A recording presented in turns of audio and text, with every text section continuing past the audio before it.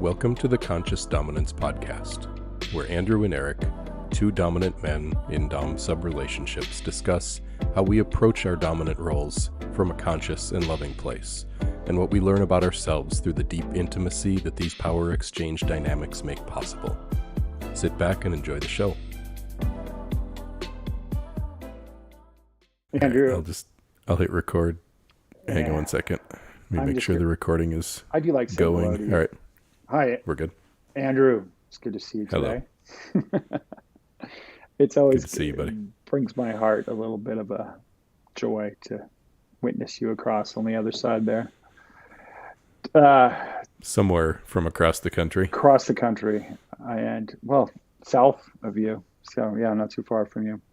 You know, today I was thinking about these moments that we have, these pivotal moments that we have with our woman that make or break our day or make or break the next moments, and how important it is in these moments that have that can create momentum, that we show up in a certain way in those moments.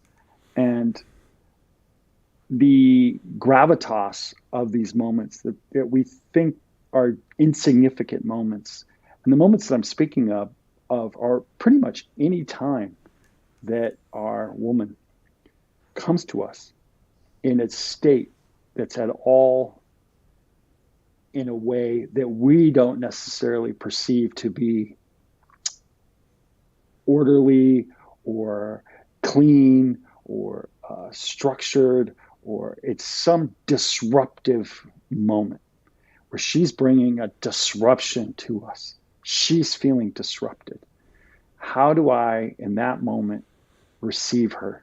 How, in that moment, do I hold her? Do I contain her? Do I feel her? Do I listen to her? Those moments that's everything. And everything that I've talked about with you, that you've talked about with me, is the foundation that allows us in those moments to show up in what we would call conscious dominance. And those moments are where we get to live it. Those moments are where we get to be in that space. And it takes a certain pre-paving, an energetic pre-paving of those moments, to not make those moments about me. If I make it all of a sudden about me, then all of a sudden we got two storms hitting. She's bringing weather, and then I've got weather, and we've got more weather. And if that are weather, you just like in my life? Are you just in my life right now? Oh my God, that is so exactly the mistake I've made a couple times here in the last couple of weeks. It plays out, doesn't it? It crazily plays out. And if she's bringing weather and then I bring weather, we can do that, but there's consequences. There's consequences to it. Yep. And if she brings weather and I'm able to just hold that, be the lighthouse, be the rock, be the foundation, there's something completely different in that field. I'd love for you to run with it. Sounds like you've got some examples. Talk to me. I've got some other things to say about this, but I would love for you to run with it a little bit here. Well, I'll be glad to share like just a real life example without getting excessively specific, but you know, this has happened a couple times in the last couple of weeks and what it is, at least in our experience, when Dawn gets into any kind of a triggered state, I think that's kind of what you're talking about with bringing weather. Yeah. Right. Where I'm dealing with not with her authentic self, not with her soul, but I'm dealing with some reaction that is born out of some kind of pain, that's born out of some kind of fear, it's born out of some kind of resistance inside of her. As soon as she is in that at all, I'm not talking to her. I'm not communicating with her.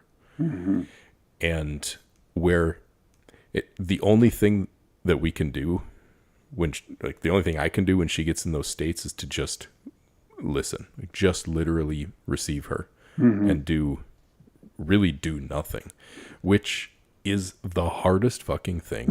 And it sucks the most, because when she's in that state, if you love her, you want to help her, Right. but you can't, like, there's no helping her. And I've had two moments in the last couple of weeks where, well, actually more than that, there were several yesterday, but I'm just lumping all of yesterday into one of, like, when she gets into these triggered states, everything else that we were doing, all the ways we were communicating, every other piece of what was happening is not what's happening anymore. Mm-hmm. And this is, for me, the pivotal moment, so to speak, in the way that you were talking about this, is to recognize she's starting to contract. She's starting to react. I am now in a conversation with her fear. And if I continue to try to be in a conversation with her authentic self when I'm actually talking to her fear, I am battling against her fear. I'm like, I'm not talking to the same person that I was anymore. I'm talking to the trigger. And for me, when I hear you say pivotal moments, for me, this is the thing. It's recognizing when she is not in herself anymore, and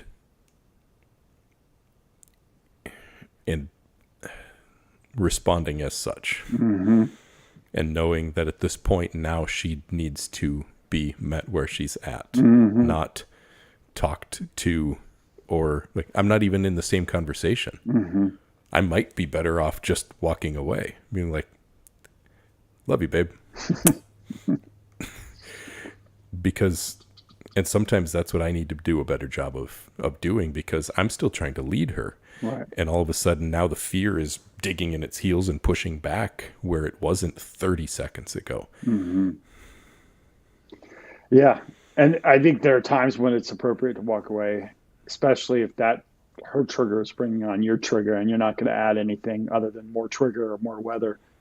But I also have seen, for me, there are some scripts that are really helpful in these moments where she's got some weather.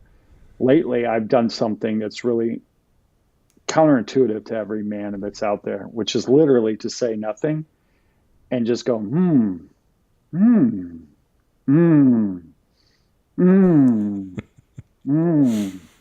Yeah. Yeah. And you're literally no words. You just make some little noises but be present so she feels your presence. Don't get triggered by her trigger, and just let her bring whatever's coming your way, and let her just kind of bring that out. And then, and another one that works great for me, the script, wow. Just wow. Or, I see you. Wow. That must have been tough. So how do you recognize for you when it's time to flip into that? Well, I notice what's interesting is, this is what's really powerful for me, is I can feel her being triggered. So as soon as I feel her being triggered and it brings up my own, this is why all that work leading up to this is so important, because then I feel myself getting triggered. I'm like, oh, it's not appropriate for me to be triggered. I don't need to be triggered in this moment. Create a little space there. That registers to me to be like, not a time to solve anything, not a time to come in guns blazing saying, hey, because usually she's upset about something. Usually of late, there's been some family issues, stuff with family. Let's just put it that way. Yep. Same over here.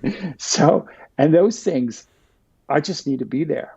And I need to be rock solid presence. I need to be her home base. I need to be her family. I need to be the safe space that she never actually had when she was little. So it's triggering for her because she's feeling with the frequencies that she was able to receive. So I need to be just like a space for her to bring that to that doesn't affect me. She wants to feel that her voice, her impact, her weather is not causing me to have weather. She needs to see that I'm like, boom, I got you. But it's, again, like we've talked about, it's not about closing off my heart where I'm just stoic to the degree that I'm not even there or present. How do I become present with that? Hold her so she can feel me feeling her, and still have an equilibrium to it. Mm. And a lot of times what she's needing is my body. She needs my body. She needs my physicality. And I have found that if I can be, and then I can go over and grip her or grip the back of her neck and the hair right here, ground it, pull her a little bit, kind of yank her, hold her, just kind of without, and that's it. And not it going anywhere, just letting it be, And that's another thing that it's been really helpful for me of late is to have moments where there's some tension, some polarity, and that's it. It's not polarity for me to do anything. She wants to feel that I'm not doing things to get to the next stage. She wants to feel that I'm present with her right there. And what happens is it'll wash away and it shifts the energy. And so that becomes, she wants to feel that I'm not giving up on her, that I'm holding her, that it's not too much, that she can just keep bringing more and more and more. And then as the dust settles, there might be an important place for me to offer, hey, here's what I see. But that's after the dust is settled. Yeah. And that's, unless it's urgent. This is what and rarely it's urgent. This is what right. It feels more urgent in the moment than it actually is in reality. Right. Right. What I tell guys in this when I'm coaching is that I use, and by the way, to point out the fact that I don't look at myself as being perfect at this. I still fuck it up. I still fall down and make mistakes just like everybody else does. I've been on this path for a long time. I make a lot less of them than I used to, but I still do. And this is me violating the principles that I teach people when I coach them. When this has gone poorly a couple times here over the last couple weeks, is when she's in that state of expressing, and when you've picked up that she's triggered and that you're not talking to the same woman that you were a minute ago, that you're talking to the triggered version of her, to go into your head and say everything that I think about whatever she's saying, I will share next week. I'll share it with her, but I'll share it next week. And not that you're actually going to wait a week, but for me, when I do this, it puts the space in between what's happening right now and when I'm going to speak up and share whatever I think. So, okay, I'll bring whatever I have to say next week, which is like, in reality, it's just like sometime later when it's appropriate. But when I tell myself next week, there's like no urgency to it. We'll get around to it. And then I can just like step back and just be in that receptive state like you're talking about, to just, the mm-hms and the yups and all that. Absolutely. But it's really what you're talking about. It's just fucking listening to her. Yeah. Like, actually just listening. And it's not listening like, oh, I heard what you said. It's listening in a way where she can feel that she can keep bringing stuff and it doesn't fuck with you. I am not here being like, oh shit, I got to solve this right away so I feel better. But how can I hold her in a way so that energy, that moment can feel where she feels like she's safe to be able to express whatever's coming her way. And then if I can see and feel in my thought and in my way, can I transform that when she's bringing me her shit, her stuff, her sadness, her tears, or her anxiety? Can I see that as a compliment? Can I see that means she trusts me? Can I see that she trusts me to be able to hold that?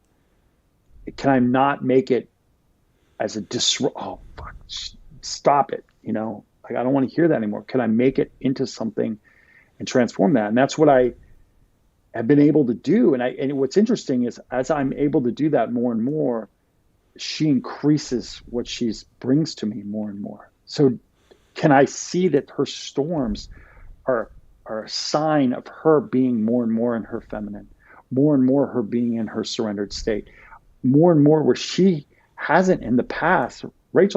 She's been the rock. She's been the solid one. Rachel's been the person that's been there for her family.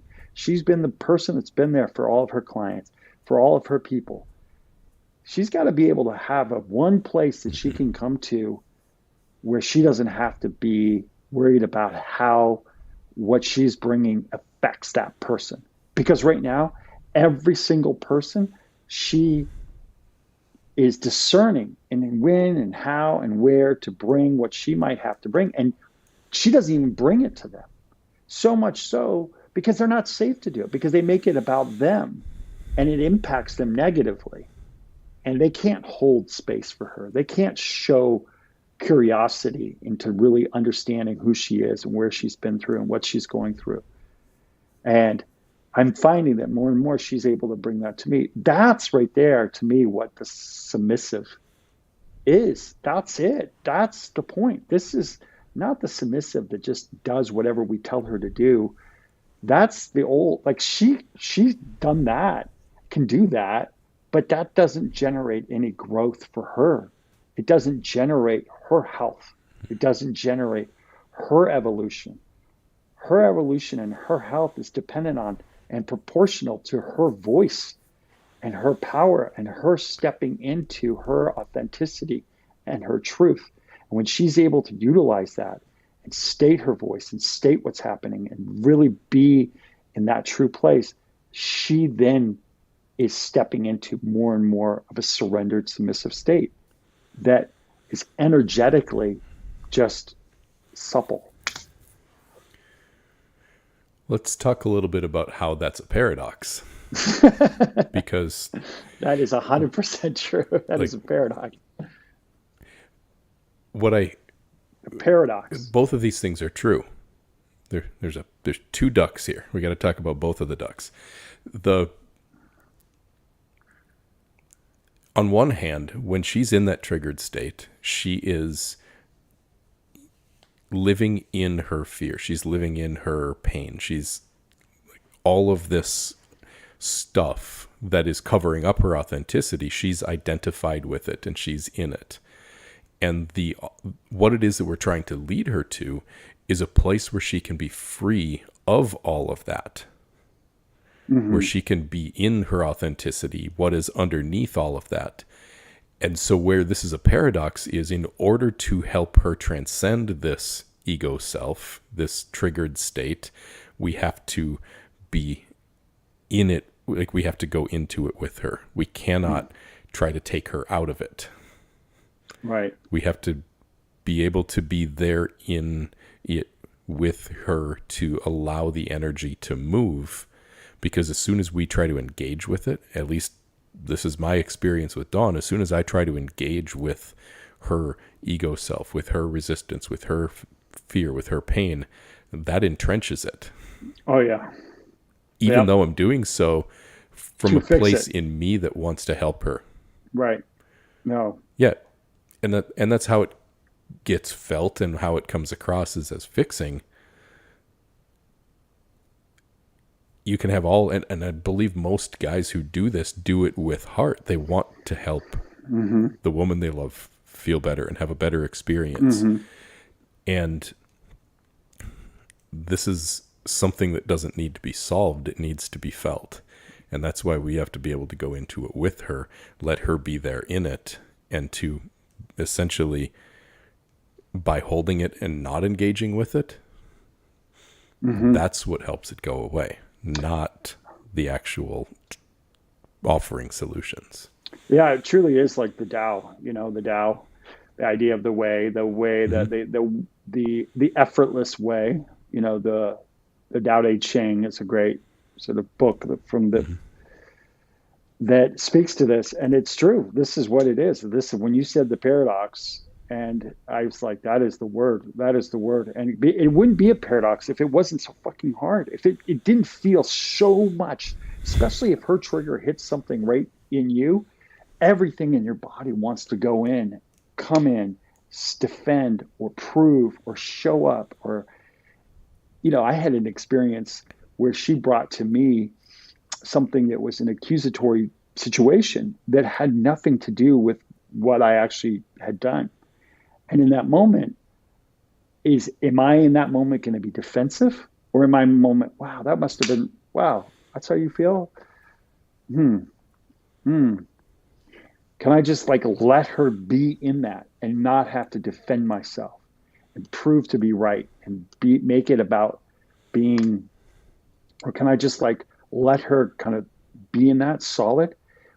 What's crazy is that as she can feel me not being impacted by that, not being defensive, it just washes. She's like, wait a second, maybe I'm wrong, or maybe the energy it shifts and whatever she's upset about, she no longer is upset about it. It just sort of dissipates, and so it Yep. literally feels like you're letting in the enemy into the gates. Your body, that your inner little boy, the defense mechanisms, and it's like feels counterintuitive. You're like, this is not safe.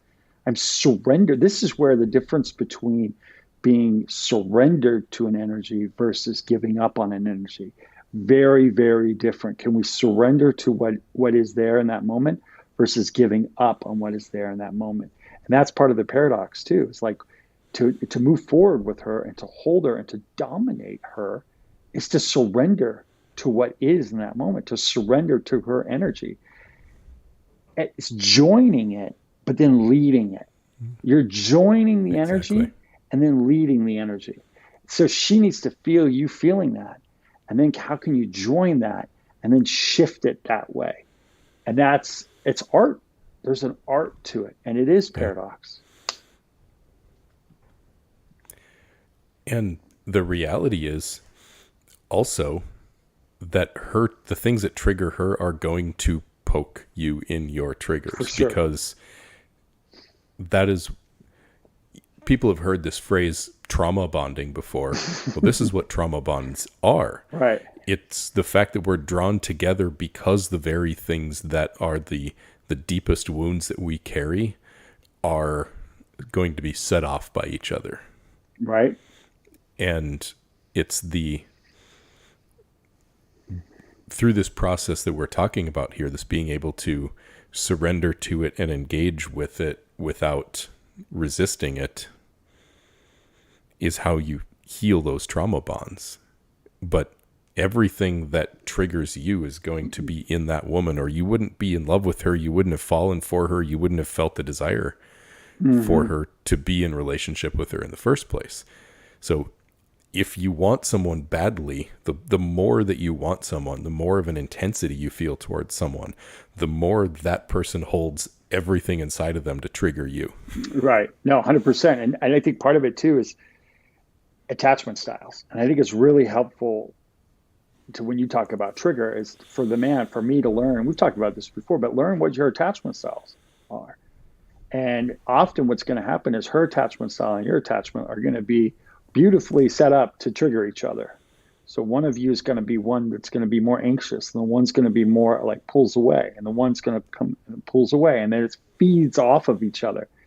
And I've found that myself, one of the things that just in the last several months, I've realized that, oh my gosh, I have an anxious attachment style. And I've always thought of myself as someone who's pushed people away. But it's actually, oh no, I'm pushing people away so I don't feel that anxious attachment. So I'm going to push right there, Mm-hmm. not so as not to feel the anxiety that I feel. Whereas Rachel's very much someone who's an island. She sits on her own. You know, she's got herself figured out, knows what to do, can take care of herself, is able to be an island in and of itself. That's the way it appears. That's her. Often when she's in her trauma, she seems like she's got stoic. She's stoic. She seems like she's got her act together. All of this, but as you peel away, you're like, wait a second. That's actually not her design. Her design is not to be an independent island. Her design is not to be completely not needing anyone else. She had to do that because of trauma, because people were not able to be there and supporting. So she had to figure out how to just do it herself. But the body, I've seen her body hold on to all this. You know, we've talked about this before, but the body then holds on to all of this because she's not able to then express it. As she's able to then express her needs and express her pain and express it come out, she's not holding on to it inside of her anymore. And for me, the most helpful thing for me of late is to be like, oh, wait, there's my little anxious guy coming up. Huh, I got you. It's okay. I feel you. And rather than just shoving him down and saying, you're not wanted here, how can he come up a little bit? How can I acknowledge him and honor him and yet not be ruled by him, not letting him run the show, run the case? Right. Right. Yeah. And it's this, are we going to be in allowance of what's real in the moment, or are we going to be in resistance to what's real in the moment? Mm-hmm. It's really one of the core fundamental questions in all of life.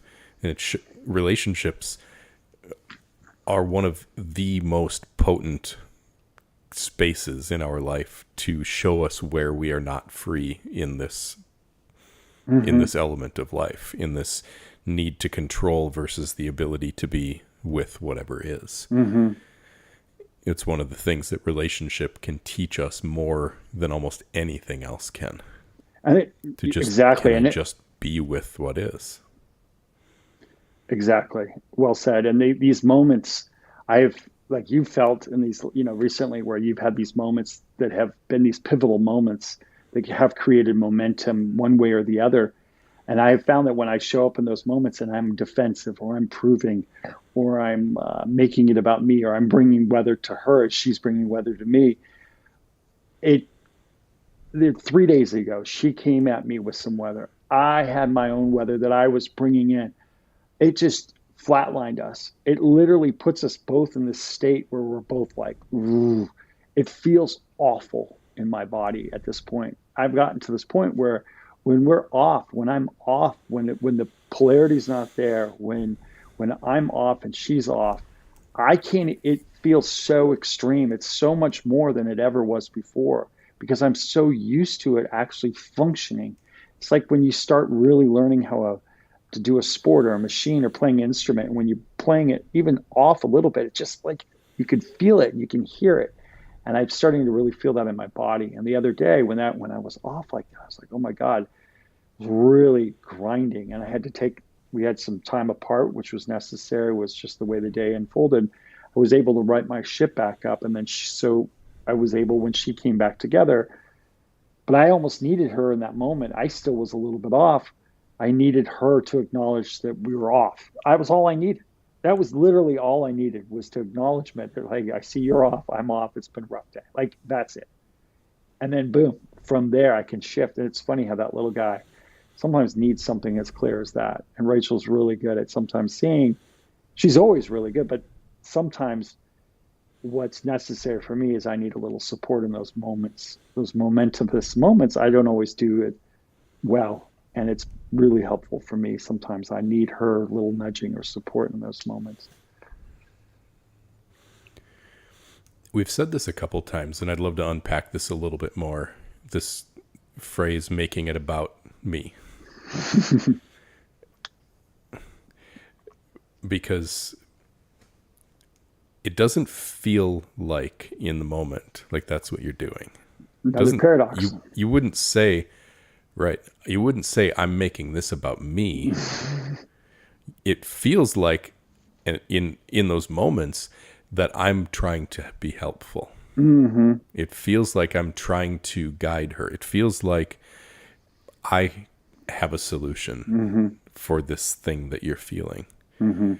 But when we say that this is making it about yourself, what you're saying underneath all of that is that I'm not okay right now with you feeling this way. Mm-hmm. And so I need you to be better. Mm-hmm. I need you to change how you're feeling, or I need to fix this situation because it makes me uncomfortable. Mm-hmm. And she feels when that you are not settled, when you aren't solid, when you're not just good in how you are, I don't feel okay.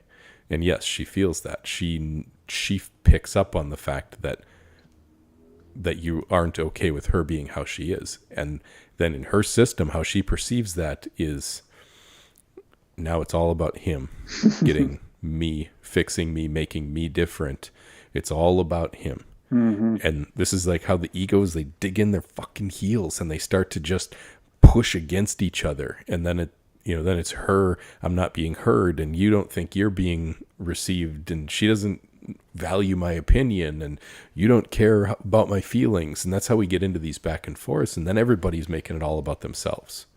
Yes, well said. And I think one of the things that I'm finding in the midst of all this is that there is a lot of what is out there for couples therapy is really about two triggered people dealing with each other. And it's like a baseline. It's like crisis and how to get out of crisis. It's almost like ER work, emergency room work. Like, how do we just get so we can even just have sort of this basic conversation? But what's interesting is what you're talking about, what we're both trying to say is that there's an opportunity where no matter what's going on with her, if you're able to hold this energy and not make it about what you're saying, not make it about me, all the issues of the relationship, they don't really matter. They don't matter. None of it matters. Nothing that she's bringing up matters. Nothing at all. I don't care how extreme it is. It doesn't matter to your relationship if you come from the right energy. If you're coming from the right energy and you're in the right space and you're able to hold that, you're able to shift momentum. You're able to shift her momentum. You're shifting that energy. She can feel that. And even if you've made a mistake, if I'm able to show up to that and hold her, bringing that, it can quickly shift the momentum. It can shift the dynamic. And to me, that's truly what like being a horse whisperer is. That's what being with an animal that's off, or a kid that's off, or a woman that's off. All of that is this chaotic natural energy. It's even ourselves. Can we do that? Can I do that to myself when I'm off? Can I hold myself in those moments? And I think the radical thing that you're stating and that I'm stating is that these moments that the feminine brings when she's in that state, that's not a problem with the feminine. That's not like there's something wrong with her. That's actually her being in the feminine energy. And when she's allowed to be in that energy for the things that feel off, she's going to also be in that energy for the feels that feel amazing and beautiful and transcendent and dynamic. But if she can't feel this over here, she's not going to be able to be allowed to feel this over here. And in your system, she wants you to be able to hold both equally well. And I think what you're saying about making it about myself, this can also be said for sexuality. Can I, in those moments when she's having an ecstatic moment sexually, if I'm like, oh, she's having this, I want to yank that and I'm going to be making it about me and my pleasure and not allowing her to have that. That's a great example of where I'm making it about me. Because am I the giver in those moments? Am I the host of those moments? Or am I there trying to yank it and make it about me? And I think this host kind of energy. Am I the taker? The taker. Am I taking something in that moment? The same thing when she's coming with the negative energy or what I term negative. Am I making it about quickly trying to solve her and get out of that so that I can feel better about myself? How can I just be in an equanimity in that moment? Whatever the extreme is, I can hold it and feel solid in that. That's what you're speaking about, not making it about me. Let it be what it is over here. Let it be in its ecstatic reverence over here. Let it be in its grief or its anxiety or all of that. And a lot of the anxiety is there because I feel like the feminine, or myself included, are not allowing myself to feel the feelings that I'm having. I'm not allowing myself to have the voice that's inside of myself. She's not feeling like she has a voice. She's not feeling like she's had a voice. It's a backlog of her being aware of things and seeing that there's an overwhelm where she's always going to be, what Rachel has told me for herself is she's always overwhelmed, always aware of all of these dynamics, always in a state that is got a list of things in her head of an anxiety and anxiousness. This is not just her. This is her, many of the women that I'm aware of, that I've heard, that she's aware of. This is chronic.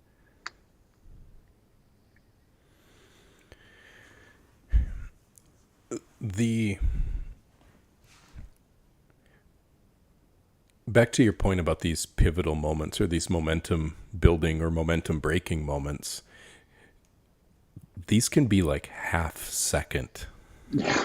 little things of just noticing when it's time to switch into receptive mode, noticing when it's time to shut the fuck up. Mm-hmm. Yep. It could be a Like look. that's, Exactly. yep. It's a look, it's a feel. So you can break momentum really quickly if you continue to try to engage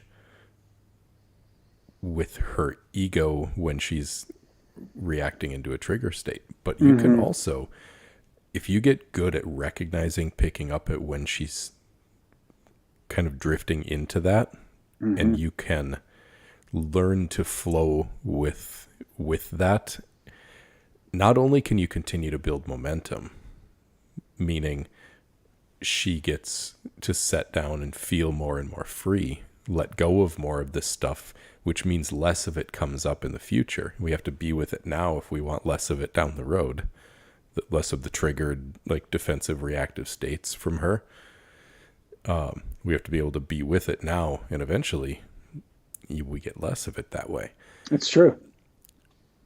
And we can build momentum by consistently showing up and being that space holder and being that person who sees her and just almost intuitively knows what it is that she needs from us in that moment.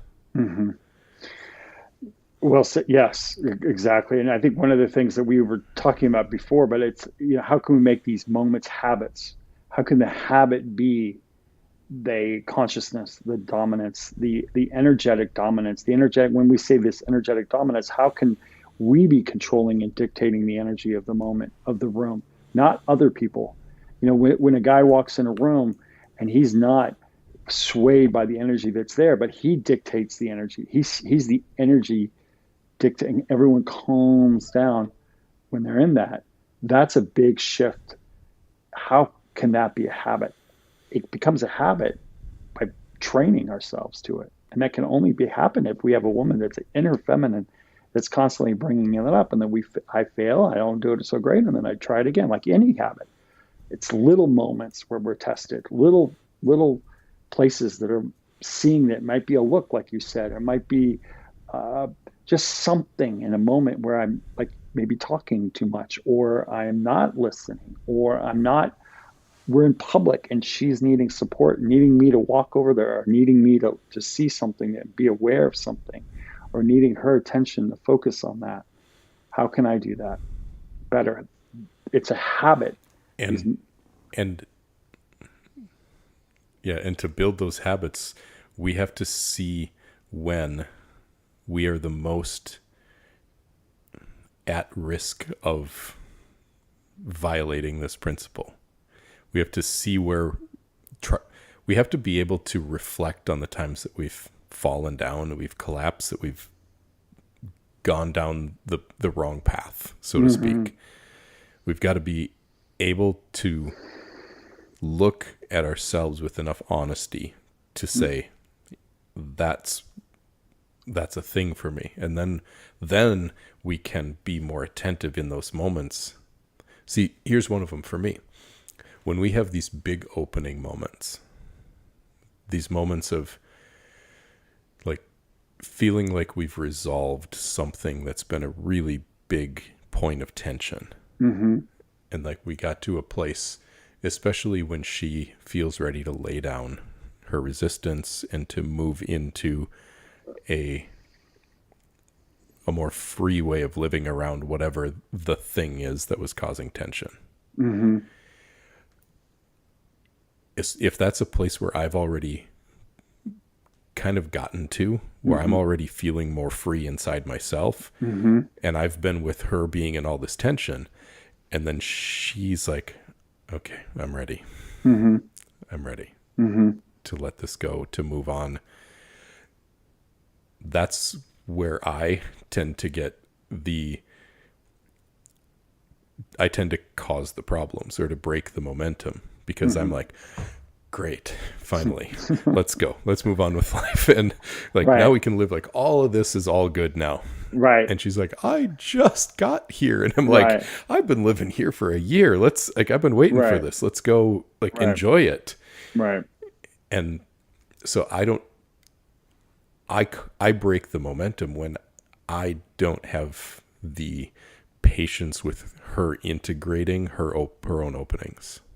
Well said. That's very That's true. one of my moments that I have to be aware of for myself. And I'm recognizing very well in the last couple of weeks this about myself, that when she has a big opening, I'm like, yeah, let's hold this ground. Like, we worked real hard to get here. Right. Right. Like, okay, I don't have to be afraid that she's going to lose what it is that we have gained, or what it is that, how far we've come. I need to trust her more fully, that if she got here, she meant it, and this is where she wants to stay, and give her the patience to continue to integrate it. Mm-hmm. And if so, when I can see this about myself now, that I can see this much better Mm-hmm. because of what we've been through the last couple of weeks, the next time she has a big opening experience, I'm going to slow down and go, all right, let's not do that again. Yep. No, I think Next week. Like, wait a week before I share my opinions. yeah, I know. I think you've said something really wise right there, that patience with her in a new space is when she feels that, and she feels you easing into that, boy, does it let her nervous system feel like she was okay as she was before.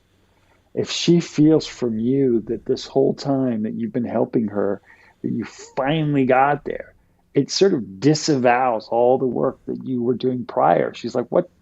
You mean you weren't as patient as you were pretending to be? It feels like a performance. It feels like you're faking it. But if she can feel that the patience that you've expressed along the way, you're continuing to feel that, it just cements whatever that new thing is, and then feels that. And I feel like you do that well.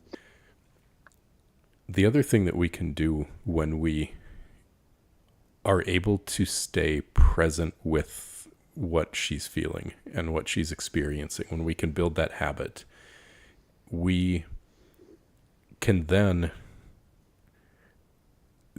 really learn from it. Like, actually, it makes us a better leader, because Correct. we can see and really start to notice what's going on inside of her, and what is it that led to her having this triggered response. As soon as I get triggered too, Mm-hmm. and now we're engaging in, like, the trigger battle, like I was talking about earlier, where we're both making it about ourselves and digging in our heels. Mm-hmm. Now I can't actually learn about what happened here, so that I can help, in the next week thing, or when I'm going to try to figure out how to make this experience, this situation better.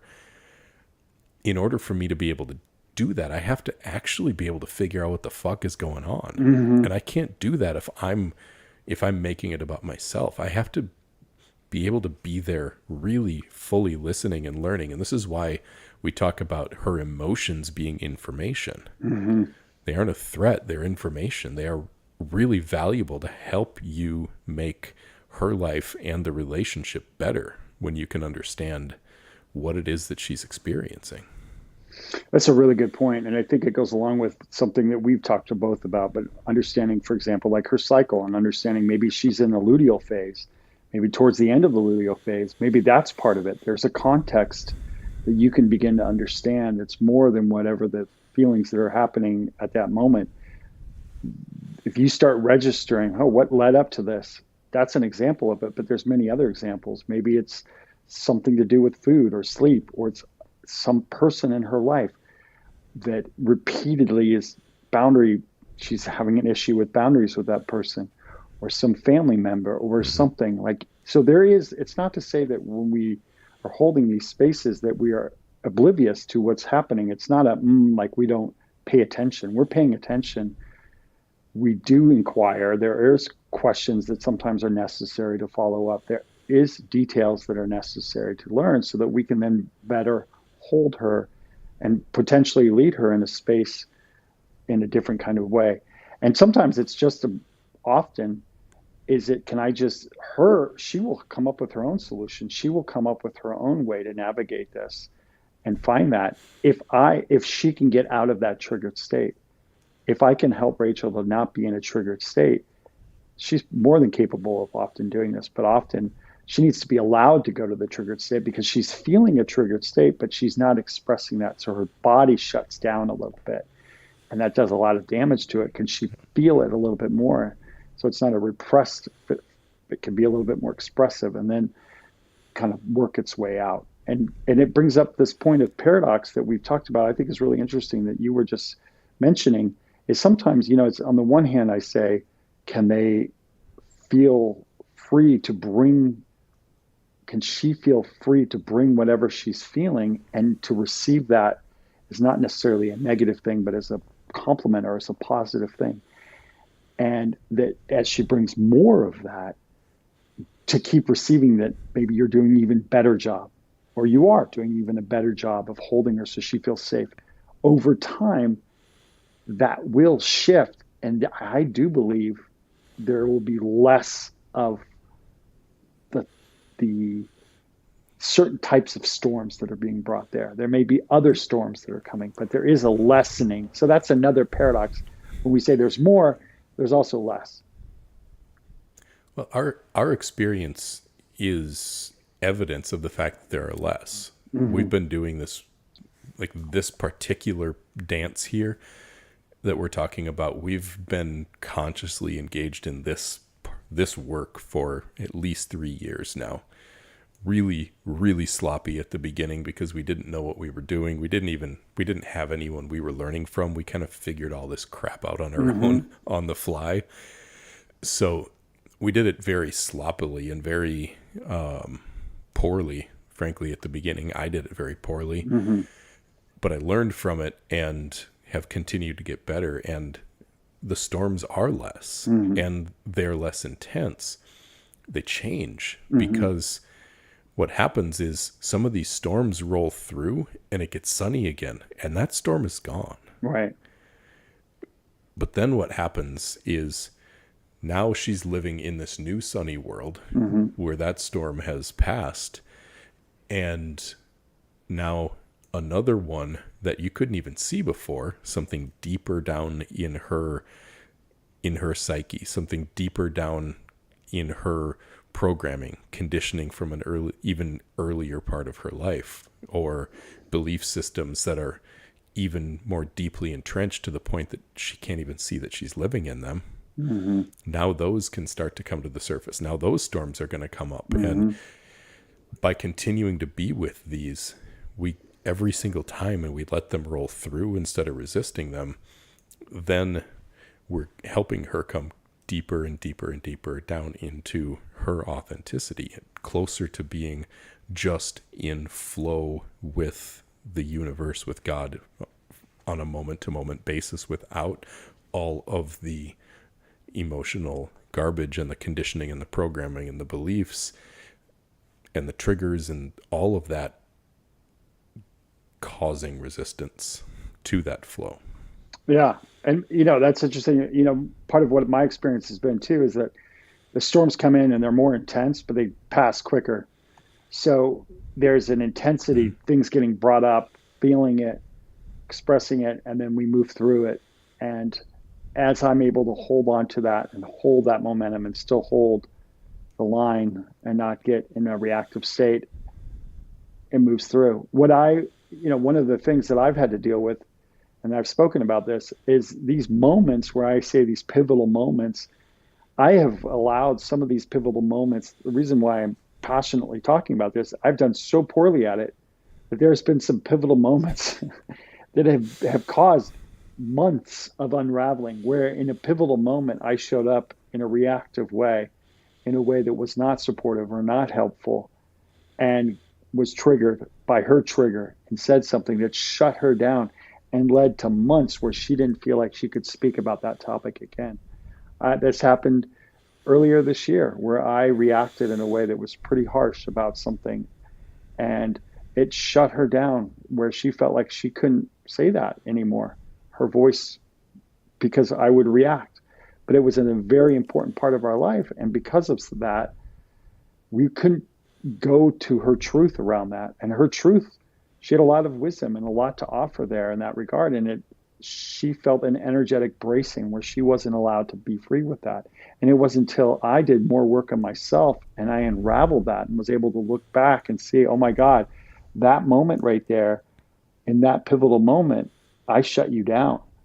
And that had months of an impact on you. And it wasn't until I saw that and I was able to unravel that and unwind that, that I was able to kind of move forward with that. And it had to do with me being reactive and me having a temper and me having a slam that can be intense. And as somebody she is naturally a submissive and surrendered. So she's going to, part of her, I'm going to say the downside, but one of the things to be alert to being with a woman who is naturally submissive is that when you come out with strong, assertive energy, whether it's from a higher self or a lower self, she's going to surrender to that. So she will surrender to your bullshit as much as surrender to your truth. And if you've got a true sub with you, it's on you, buddy. And this is what I've had to deal with, is that I have led her astray because of my insecurities and because of my anger. And I've had to come full circle to see that, oh my gosh, I've kept us back. I've held us back because of my lack of awareness of my own reactivity in those moments. So I have one other thought on this topic that I want to share a little bit on and hear your feedback on before I hear whatever else you have to wrap it up. But it struck me too that there are these pivotal moments outside of the relationship that affect it. Mm-hmm. These other, how we are holding ourselves, not just with her, but how much are we holding ourselves to integrity in other parts of our life? How much, like, where am I making decisions to follow through on what I said I was going to do or not? Where am I doing something that is not in congruence with my values? Because these little things, they also affect our energy and how we feel about ourselves, how solid and true to ourselves that we're feeling. And then that does come back into the relationship. So for me, I've had to get really good with some of my patterns that have nothing to do inherently with the relationship, but they do because they impact how I'm doing inside of here. One example of that is I used to have, when I weighed almost 300 pounds years and years ago, I had really developed a pattern of, we'll just say, eating my feelings and, stuffing my face with way too much junk food. And I would always do it in hiding when I was alone, after she went to bed, when I was in the car or whatever. And that affected the relationship in a lot of different ways. Right. But now when I'm like, there are still times where I like feel that pull or that desire to go to food as a numbing thing for me. Mm-hmm. And I could do it. And I'm in good enough shape. I work out hard enough now that it wouldn't affect how my body looks. So I could get away with it, but I wouldn't get away with it because it would impact how I felt about me. Mm-hmm. And so I have to hold myself to standards in all parts of my life if I want to be strong enough, because this is building the inner strength to be able to do all this other shit we're talking about here. It's, can you do it when no one's looking? Who are you when you're in private? Who are you when you're in secret? Well said. I think that I love that you brought that up. I feel like that's a really, really important point. I mean, it's sort of obvious, but it's not obvious. I mean, we're talking about it in regard to the relationship. But what if every moment that there's an opportunity to make a choice, where are we living in integrity, or are we living out of our alignment of these values? That's as important when she's not there as much as it is when she is there. In some ways, it's even more important because the times when she's not there, that's the foundation, that's the soil, that's the part of the house you don't see. Those are the things that nobody knows you're doing. You can get away with it, but can we build these habits so that that's where the habits get built? The habit gets built when no one's there. I remember reading someone said that your religion is what you do when no one's looking. You know, it's when you have a very hard moment and no one's looking. What's going on inside of your thinking? How are you thinking about things? How are we feeling about things? What's the habit of thought? And how much are we living out our own fears and living from a place of fear or proving or all these energies that become, when they become manifest, become problematic? Are we doing that in our own thinking? And how much can we go through and do an inventory, the self-check, all the practices that we've talked about? How can we do that even more so as that these private moments, they are where the habits get built for the public moments with her. Yep. Well and said. that goes also back to what was our second episode about putting pressure on ourselves. Mm-hmm. This doesn't mean you have to put pressure on yourself to be perfect. This doesn't mean you have to expect perfection out of yourself. Mm-hmm. It means you are putting in effort to be the best that you can. Mm-hmm. And there is nothing that gets worse by you trying to get better, Mm-hmm. but nothing gets better by being forceful or putting pressure on yourself or applying self-hatred as a motivation for improvement. Mm-hmm. That doesn't help anything. Mm-hmm. So there's compassion and understanding for yourself and some patience with yourself as you figure out how you got so fucked up in the first place, rather than just hating on yourself for being so fucked up. Right. We're all fucked up, and we all have space that we need to grow. So can you just accept that and then work on it a little bit today? Be a little better. And you know, one of the big things that keeps coming back to me, but the places that we're fucked up, these are the seeds of our gifts. These are the things that we're going to be able to help others with. And so if we see them and we're aware of them, when we all of a sudden become alert to things about ourselves that we're not liking, instead of bemoaning that and just wanting to push that aside, can we lean into it, show some inquiry into it? Can we hold ourselves in those places? Can we be gentle with ourselves? Can we be compassionate? That's the beginning places for real, true transformation. And that's where we can make progress to become a different person. But it's only through becoming aware of the places that we don't like. And she's the best seeker of that. She's literally got a magnet that will find that. Yep. Yeah. And that is the unfortunate reality that it is always through our pain that we find our freedom. Mm-hmm. It's not avoidance of pain. It's not trying to figure out how to deal with it. It's not trying to, it's through confronting it, facing it, feeling it, admitting when we're wrong. It's on the other side of the things that we don't like about ourselves that we get to live in freedom, to be the most helpful to her, to other people, to the whole world. Mm-hmm. And you and I have both been through our own shit individually. And I'd like to think that that's why we are able to sit here and talk openly and vulnerably about the places where we've made mistakes and where we've messed up. And, you know, I hope this can continue to be an example for other men of the strength that exists in working on yourself and on caring enough about yourself to be better. Mm-hmm. Truth. And that care, it again goes back to gentleness and a paradox of that, because the strength comes from being gentle at the beginning. Mm-hmm. Good stuff again as always today, sir. Thank you. Thank you very much. Appreciate you.